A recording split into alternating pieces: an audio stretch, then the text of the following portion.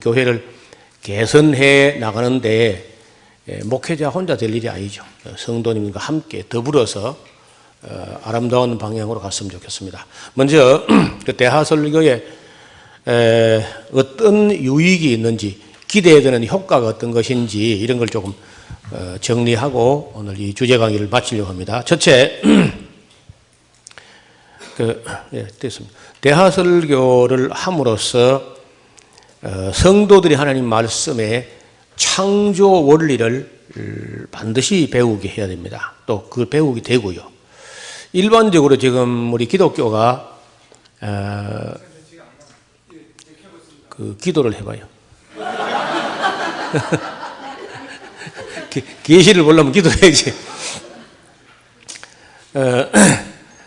일반적으로 우리 기독교는 그동안에 구속의 도리, 대속의 복음, 십자가 부활, 여기에만 포커스가 맞춰져 있고 창조 원리에 의한 신앙, 거룩한 삶을 만드는 신앙, 이런 건 많이 미흡하다는 거예요.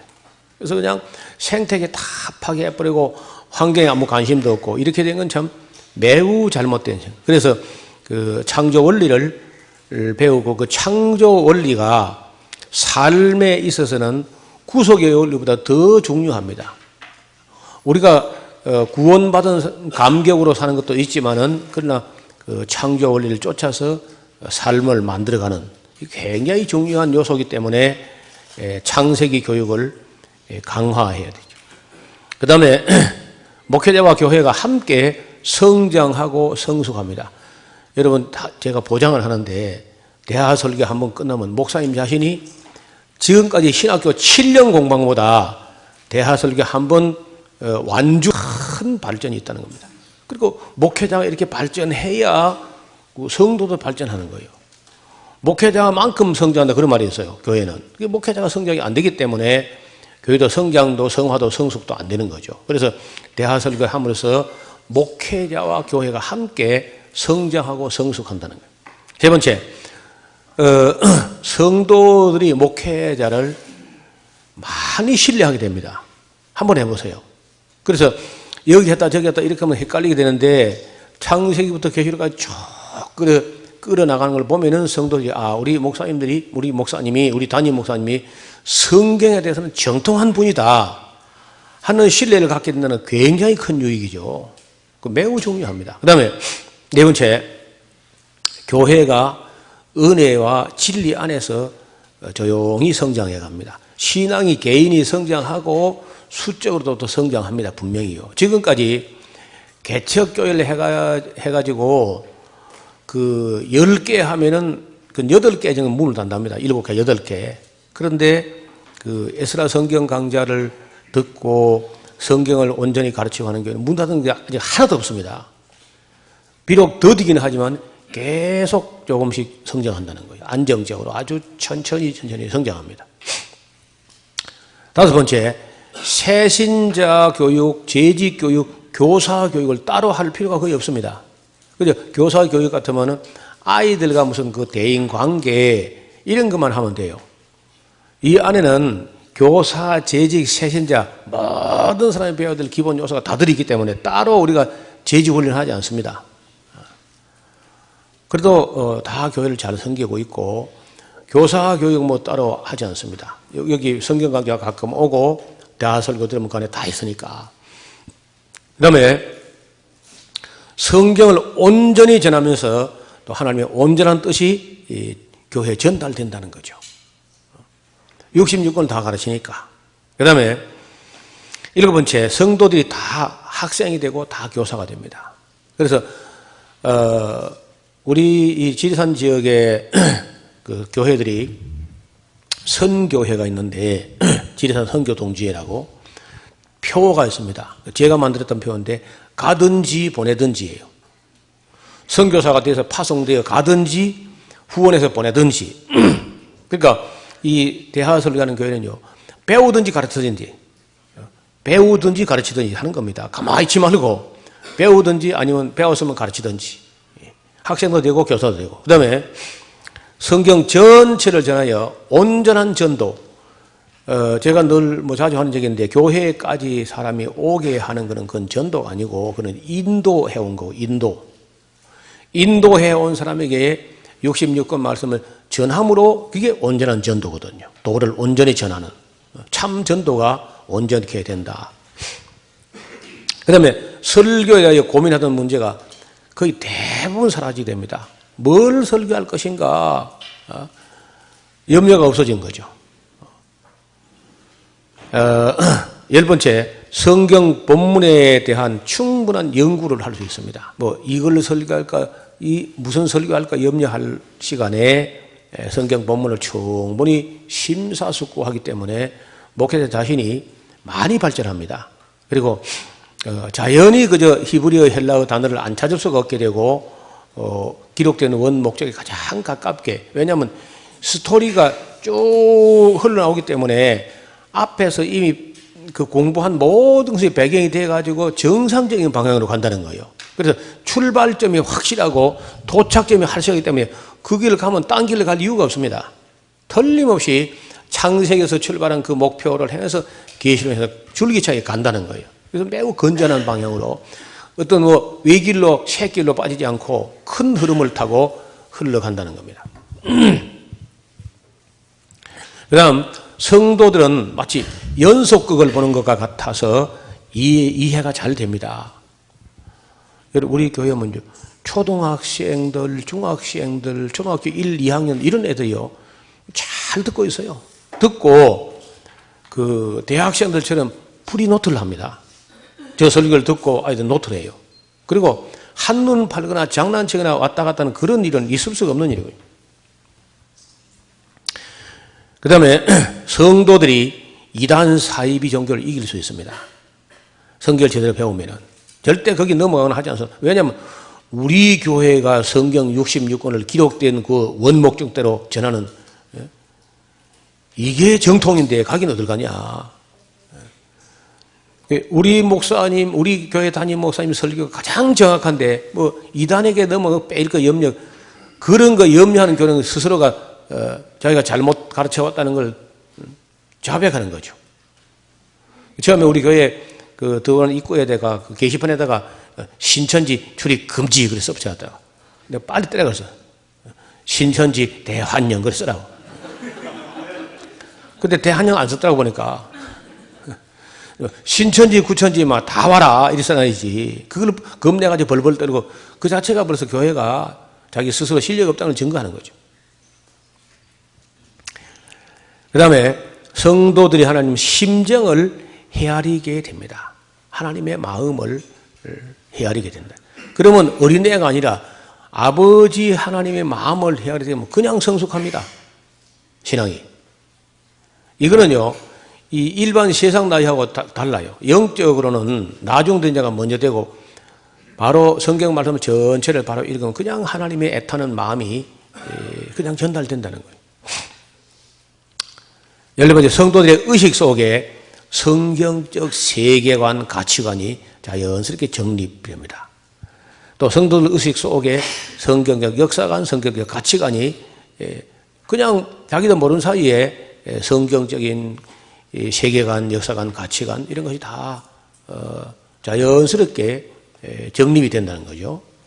17번째, 성도의 신앙이 균형을 이루고 성숙하게 됩니다. 뭐 째째한 걸 가지고 지엽적인 문제 가지고 좌우로 치우치는 것이 아니라 66권을 전체를 읽고 듣고 보는 굉장히 중요한 내용이에요. 그 다음에 예수님의 구속의 도리를 온전케 어디서부터 잘못됐는지 창세기부터 인간이 잘못된 게 다 보이니까 그래서 그 인간의 이 원죄와 자범죄와 정치적, 사회적, 종교적 모든 죄성을 다 보거든요. 인간이 얼마나 악한지, 하나님이 얼마나 오래 참으시는지, 이런 것을 다 스스로 보게 됩니다. 성령님의 풍성하고 충만하신 사역을 보게 됩니다.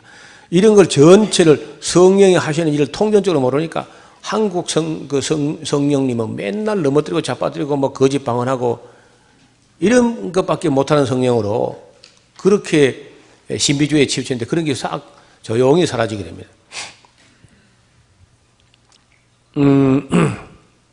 그리고 악령의 기만도 에덴 동산서부터 악령이 어떻게 해가지고 어떻게 결말되는지 계시록까지 가면 다 나오거든요. 악령론도 자연스럽게 정리가 된다는 거예요. 우리가 만약에 교회를 다니고 목회를 하고 뭐 장로가 되고 권사가 되고 한다 할지라도 악령의 역사를 모르면요, 목회자 자신도 쏟고 성도를 쏟게 합니다. 소경이 소경을 인도하는 거예요. 지금 우리 장로교 목회자들 중에는요, 종말론을 신봉하기를 실현된 종말론, 실현된 종말론 CH 다트라는 영국의 성경학자가 주장한 것이고, 지금 현재 리차드 보캄이라든지 이필창 교수가 주장하는 거거든, 그게 다. 종말이 이미 끝났다는 거예요. 이미 다 실현되었고, 마귀는 이미 무적에 갇혔다는 거예요. 그럼 이거 돌아다니는 마귀는 뭐냐? 그거는 갇혔다는 게 꼭 문자들 갇혔다는 것이 악령의 영향력이 약화된 게 갇힌 것이다. 이런 게 억지해서 성경을 비꼬아가지고 억지 왜곡한다는 거예요. 나는 이제 역사적 전천연설에 가깝게 그렇게 믿으니까 나보고 문자주의라고. 자기는 이제 잘 하기 때문에 문자적으로 해석하면 안 되고 상징적으로만 해석해야 된다. 그 골치 아픈 사람들입니다. 이 상징주의라는 게. 뭐든지 상징이라는 거예요. 그래서 뭐든지 그저 비유로 해석하고 영해한답시고. 이렇게 하면 이게 이단이 된다고. 지금 장로교 하는 사람들이 대개 무천연설 혹은 투천연설, 실현된 종말론 이런 식으로 가기 때문에 우리가 성경대로 바라보면 바로 문자주의, 자의적 해석 이런 식으로 삐뚤어져 있습니다. 교회가 지금 정통이라는 게 삐뚤어져 있다고.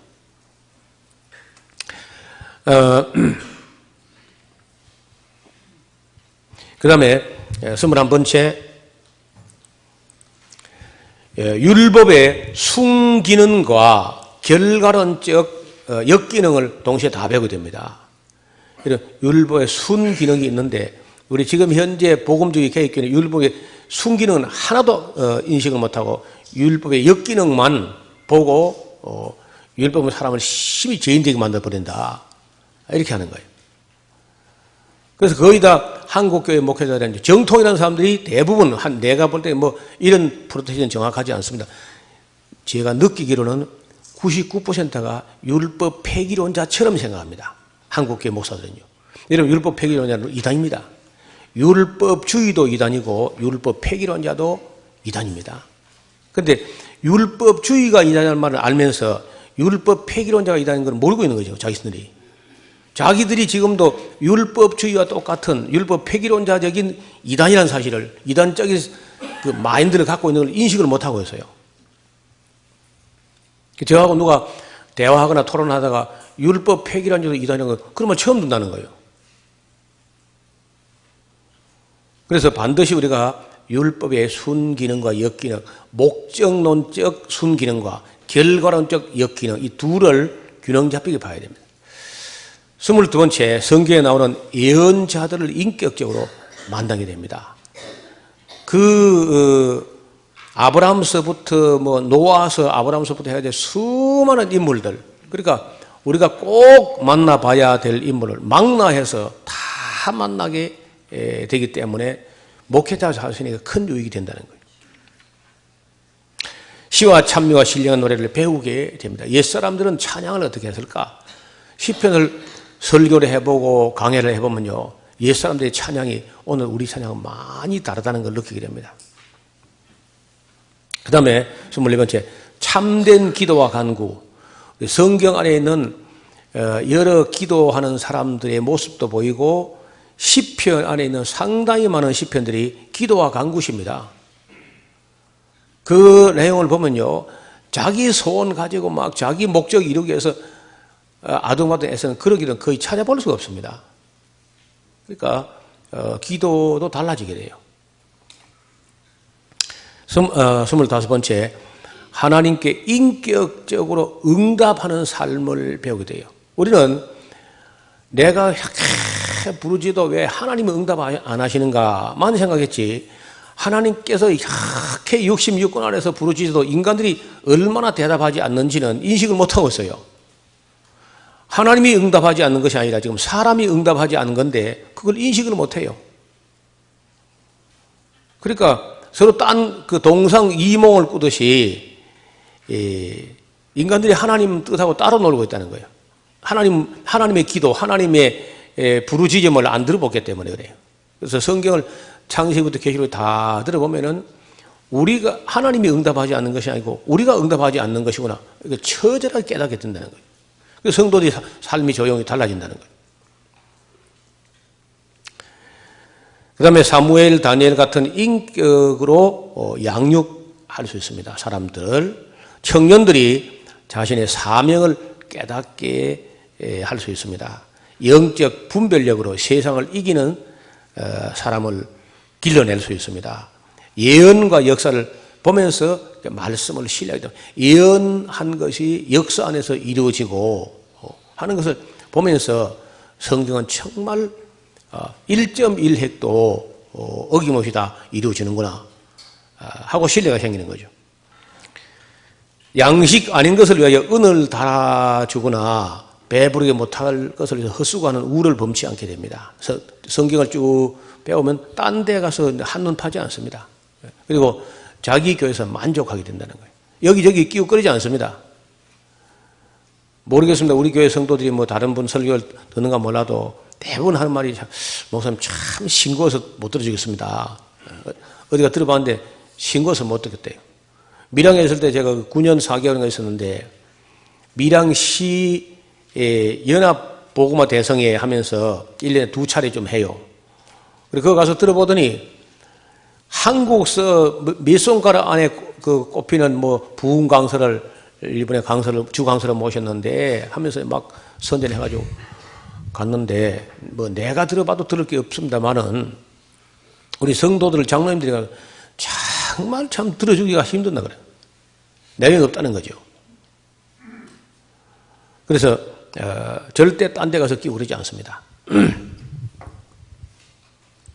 그 다음 자기 교회 안에서 하나님 말씀을 배우려 하게 됩니다. 딴 데 가지 않고 안정적으로 이 교회에서 성경을 배우고 싶어 하는 거죠. 성경 각 건이 기록된 역사적 배경을 다 배우죠. 66권 다. 그 다음에 성경책이 공과책이 되어서 따로 총회가 내려온 공과책 필요 없습니다. 이 성경 자체가 우리 공과책이다. 이렇게 됩니다. 그 다음에 34번째, 불안하게 믿던 신앙이 통전적 신앙으로 성장하게 됩니다. 어느 면, 그러니까 여러분 제일 모가 난 입방체가 사면체죠. 사면체. 삼각뿔. 면이 4면밖에 없으니까 가장 모가 나고 찔리고 하는데 여러분 사면체가 아니고 66면체를 한번 따듬어 봐. 그래서 사람이 둥그러진다는 거예요.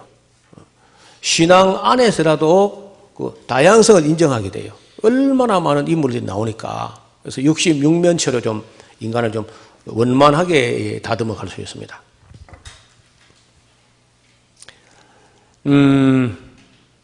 성도가 하나님 중심의 신앙의 삶을, 원리를 배우게 돼요. 무엇이 하나님 중심인가. 그리고 다음 주 설교할 걸 압니다. 어느 수요일 한 그 다음 하니까. 그러니까 예습해 올 수 있어요. 성도들이. 집에서 예습을 하게 되면은 그게 잘 안 보이는 수가 많아요. 쭉 흘러왔어도 이 부분은 한꺼번에 한 석 장 나가는데 성도들 읽어서 참 잘 이게 이해가 안 된다 하다가 그러니까 안 돼서 예습할 때 안 돼서 애를 먹고 이게 무슨 뜻인가 좀 알아가지고 가겠다고 했는데 안 알아지다가 교회에 와서 담임 목사님 설교 시간에 그 안 알아지고 애가 태웠던 거기 때문에 귀담아 들어보자 하고 들어보니까 확 이해가 되거든요. 역시 설교는 중요하다 하고 예습하고 목사와 같이 학습하고 집에 가서 복습한다는 거예요. 모범생의 기본이죠. 예습, 학습, 복습. 그렇게 하면 그 기억이요 거의 90% 이루어집니다. 90%. 그렇게 예습, 학습, 복습의 과정을 계속 반복하게 되면은 기억이 90% 이상 남는다는 거예요. 교회에서 배운 것이 항상 성경에 남아있는 거죠. 성경 이야기 안 하고 뭐 바깥 이야기, 온갖 세상 이야기 이런 거 하면요. 들을 때는 뭐 제법 재미있고 깨달음 같은데 뭐 얼마 사라져 버리거든요.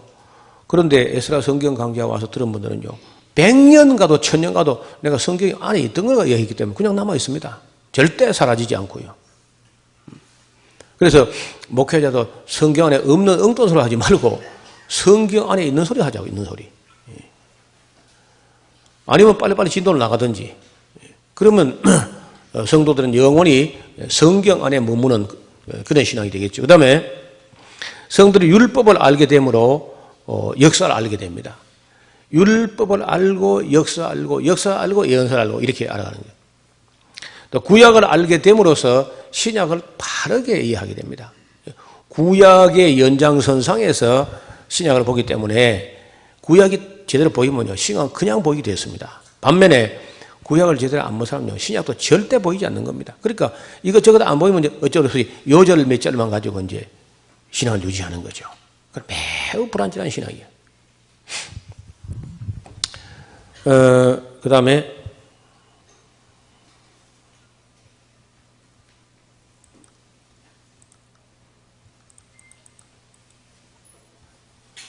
이게 또 안 먹네. 네, 됐습니다. 성경을 바르게 알면요 계시록도 그냥 뭐 쉽게 볼 수 있습니다. 어렵지 않습니다. 지금까지 우리가 계시록 어려웠던 이유가 계시록 말고 다른 책을 너무 모르니까 그래요. 다른 책을 다 알고 나면 계시록도 뭐 어렵지 않게 이해가 되는 거죠. 42번째, 성경으로 성경을 해석하여 갈수록 성경이 쉬워집니다. 어려워진 거 아니고 실천하는 거야 쉽지 않지만은 아는 거는요 알면 알수록 아는 거 하면 더 보이니까 성경으로서 성경을 해석한다. 전체가 부분을 해석한다는 거예요. 이것이 우리 종교 개혁자들의 성경 해석 원리입니다. 성경으로서 성경이 해석된다는 겁니다. 그 다음에 성경 안에서 다양한 인물들을 만나서 배우게 된다는 거죠. 이거는 저에게 있어서 너무 큰 소득입니다. 성경 안에 있는 여러 인물들을 알게 된다는 것. 그 다음에 성도들이 신앙이 편협하지 않게 되고 원만하게 됩니다. 많은 이야기는 성경 안에 별의별 사람 많이 만났기 때문에 상당히 원만하게 넓어진다는 거죠. 성도들이 신앙적인 문제를 스스로 대처하게 합니다. 꼭 크고 작은 모든 문제를 목사가 가서 무슨 신방을 하고 기도를 하고 막 축복을 하고 그래 해야 되는 게 아니라 자기 스스로 말씀을 배웠기 때문에 적응하고 해석하고 교정하고 한다는 거예요, 스스로. 그래야 목사가 좀 수월하지. 맨날 엉덩이 따가지고 코 따가지고 어떻게 따라다니면 그거 다 해다. 그거 힘들어요. 그래서 우리 교회는 자기 집 신방 자기가 해라. 나는 우리 집 신방한다. 그래서 막 신방 맹맹 막 뺑뺑 돌고 복 빌리죠. 그런 거 하지 않습니다. 자기 집 자기가 축복하고 자기가 신방하고 또 문제도 도무지 해결이 안 되거든. 찾아오거든 전화하든지 하고 스스로 성경을 가지고 해결해 보라고. 막 맨날 어린애 노릇하고 바지에 똥을 싸고 그러면 안 돼. 다 큰 사람들이 어린애도 못하게 해요. 그 다음에 성경을 성도들과 함께 해석해 가면서 가르친다. 이거 좀 어려운 얘기인데 여러분 제가 성경을 읽어 나가면서 혼자 일방적으로 해석에 주입을 하는 게 아닙니다. 그 설교를 이렇게 이끌어 나가면서 같이 이해가 되는지 마는지 이렇게 살피면서 저는 스토리텔링을 이야기를 하고 해석은요 본인 다 같이 해요. 함께 예배 시간에. 왜냐면 쭉 해오던 얘기니까. 그러니까 이렇게 했다 저렇게 했다 하고 생각하고 또 정말 그렇구나 하고 그리고 이해가 되는 거죠. 그래서 해석도 목사 혼자 일방적으로 하지 않습니다. 자꾸 이게 대묻기도 하고 이렇게 하니까 이해가 스스로 되는 거죠. 그럼 재미가 있는 거예요. 방관자가 아니라는 겁니다. 같이 저는 읽어서 스토리텔링을 그저 읽어 나갈 때 그 읽는 걸 적당하게 자르고 또 쉴 걸 쉬고 이렇게 이제 문맥대로 잘 억양을 맞추면은 듣는 자가 듣기만 해도 거의 뭐 70, 80% 알아듣는 거예요. 그래서 혹시 어려운 개념, 어려운 단어가 있으면은 잠깐 설명하면요. 그 말이 그 말이구나. 이렇게 이제 이해가 되는 거죠. 제가 그렇게 하니까 전에 보니까 우리 교회학교 교사들도 나처럼 꼭 같이 하더라고. 선생님은 이야기만 해요.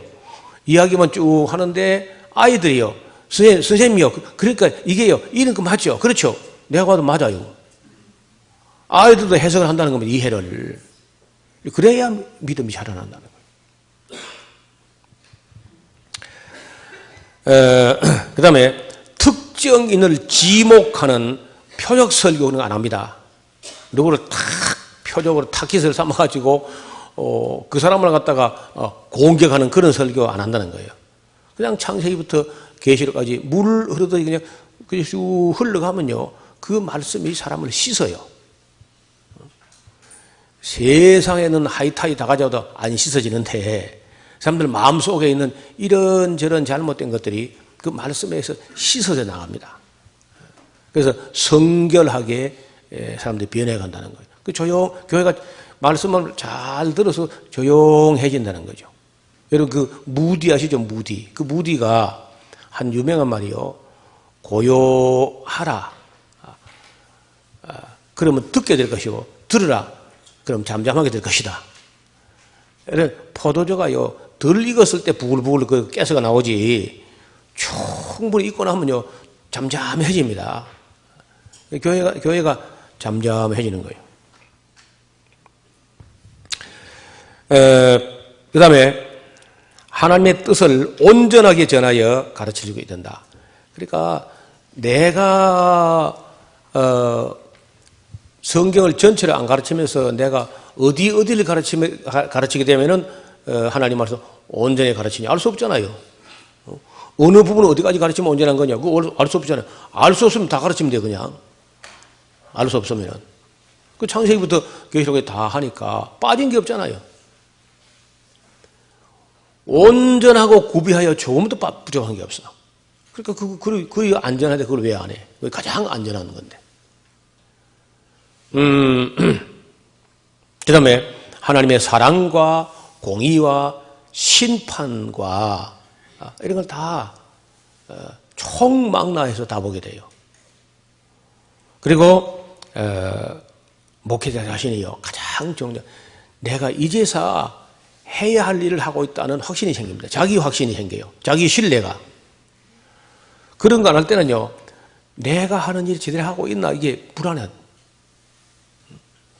내가 목사로서 지금 해야 할 일을 제대로 하고 있나 항상 불안했는데 하나님 말씀을 창세기부터 쭉 계시록 가르치고 또 다시 와서 또 창세기부터 또 돌아가 이게 몇 번 돌아가면서 해보니까 이제서 내가 전도자로서의 사역을 제대로 하는 것 같다.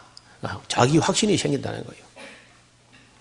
이렇게 제가 대하설교의 어려운 점 아까 얘기했죠. 어려운 점은 준비가 필요하다. 또 설교하는 자 일방적으로 되지 않고 듣는 사람이 듣고 싶어 했다. 이런 점이 어렵다 그랬고 유익한 점은 이렇게 50까지 해야 됩니다. 이걸 안 해요? 그래서 저는 제가 지금까지 37년 동안 그 성경마저 쭉 실험하면서 몇 가지 저의 신앙과 사역에 획을 긋는 어떤 그런 변화가 있었는데 첫째는 성경을 다 알고 싶어 했다는 겁니다. 처음부터 성경을 66권 다 알고 싶어 했다 하는 것이었고 두 번째는 구약 성경이 유기적 상관관계가 있더라는 거예요. 이게 따로 노는 게 아니고 그 의미 다 성경 관계 들어 아시겠죠. 유기적 상관관계가 있기 때문에 그걸 알고 있는 게 매우 중요하다. 그리고 그래서 그 중에 이제 가장 중요해 레위기가 오경의 중심이다 하는 그런 내용부터 이제 구약이 보이기 시작했고요. 그 다음에 그 어려웠던 그 예레미야서, 에스겔서 같은 책도 통전적으로 충분히 알 수 있는 책이다. 얼마든지 강의할 수 있고 얼마든지 설교할 수 있다 하는 것과 또 말라기 같은 책을 이야기할 때 말라기라는 책이 단순히 11장 복만 그런 책이 아니라는 거예요. 그리고 하나님의 심정을, 하나님의 감정적 측면, 하나님의 그 애타하시고 아파하시고 진노하시고 하는 그런 감정적 측면을 어떤 신학 노선에서 찾지 못했어요. 그런데 우리가 성경 강좌, 성경 통독하다가 이게 이제 발견이 된 겁니다. 그리고 이제 그 다음은 제가 신구약 정관사를 어떻게 해든 그 연결을 하려고 노력했는데 그것도 몇 년간 노력해서 정리를 했습니다. 그 책도 썼고요. 그 다음에 이 복음서의 특색이 마태는 마태 신학이 있고 마가는 마가 신학이 있고 누가는 누가의 신학이 있고 요한은 요한 신학이 그 사람의 책과 함께 그 사람의 신학이 보여졌다는 거예요. 그 다음에는 그 사도행전과 바울서신 10개를 재구성을 해서 입체적으로 이해가 됐다 하는 것이고, 네, 그 다음에 이제 잘 아시겠지만 계시록을 정리했다는 거예요. 계시록을 2000년간 사실상 이해가 잘 안 된 건데 누구든지 볼 수 있게 중3짜리가 계시록 강의를 할 수 있을 만큼 계시록을 쉽게 정리를 했습니다. 그리고 천년왕국서를 우리가 성경에 나타나 있는 이사야서, 스가랴서, 요한계시록 그런 곳에 있는 그 천년왕국서를 일단 우리 포럼 때 한번 말씀드렸죠. 이제 정리를 했고요. 그리고 지금 현재 이 방언 문제가 이제 이따가 뭐 책이 도착하면은 좀 살펴보겠는데 이것이 얼마나 우리 교회에 큰 해악을 끼치느냐 하는 것도 지난 뭐 100년 동안에 아무도 딱 부러지게 정리를 못 했거든요. 긍정도 부정도 안 하고 정정하게 하는 바람에 그냥 온 방언 쓰나미가 한국을 다 덮어버리는데 이거 제가 정리를 일단 했습니다. 하고 이제 그 중에 제가 제 인생에 목회 인생에 남았던 거 하나가 대하 설교를 시작했다는 거죠. 창세기부터 계시록까지를 한 절도 안 빼고 설교해보겠다 하는 그런 생각을 가졌는데 그것을 또 생각만 가정에도 해본 것이죠. 그 다음에 음식물 규정이 오늘도 여전히 필요하고 오늘 오히려 더 절실하다 하는 것도 이제 레위기에서 제가 정리를 한 거죠. 그러니까 우리가 지금 에스라 하우스의 신학 속에 흐르는 가치 있는 것들이 상당히 여러 가지 있다는 겁니다. 이걸 빨리빨리 정리해가지고 여러분 것을 만들어서 일사불란하게 좀 우리가 제대로 하는 말씀대로 가야 되지 않겠느냐. 우리가 막 예수 십자가 보고 오직 믿음 이래 갖고 안 된다는 거예요. 그리고 막 자신이 없으니까 방언 받아가 그 성령 세례 받았다고 자기를 속이고 이래서는 안 된다는 거예요. 이런 신앙 가지고는요 스스로가 불안할 텐데 스스로. 전에는 옛날에 방언이 뭔지 모를 때는 방언 받으면 성령 세례 받은 것이고 성령 세례 받았으니까 내 안에 성령이 있는 것이고 성령이 있으니까 천당 안 가겠나. 요렇게 자기를 스스로 거짓 위로하려고 했는데 그건 안 돼. 그건 이제 절대로. 저는 지금 방언 받았으면 악령 세례를 받았을 가능성이 크다. 구원이 가장 위험한데 구원이 안 될 때까지 나가 있는지 모른다. 그렇잖아요. 이런 것은 지금 글쎄요. 제 생각에 내가